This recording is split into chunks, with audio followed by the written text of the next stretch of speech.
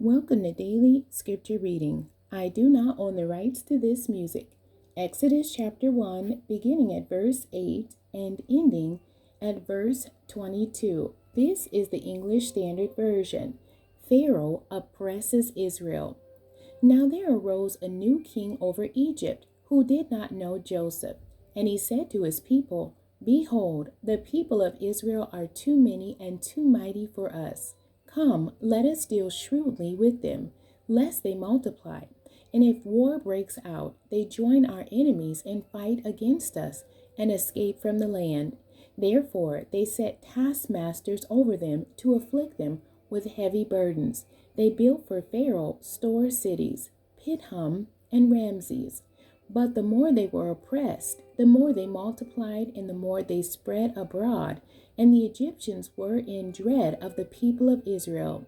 So they ruthlessly made the people of Israel work as slaves, and made their lives bitter with hard service, in mortar and brick, and in all kinds of work in the field.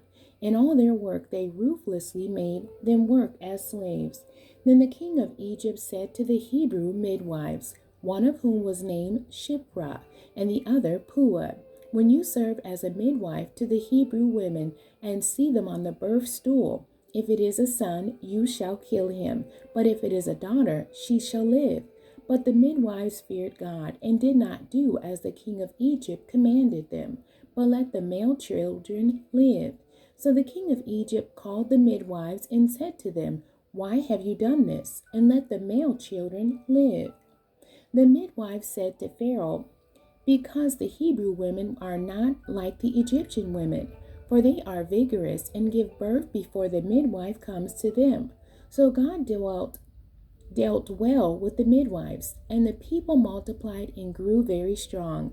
And because the midwives feared God, he gave them families. Then Pharaoh commanded all his people, Every son that is born to the Hebrews you shall cast into the Nile, but you shall let every daughter live.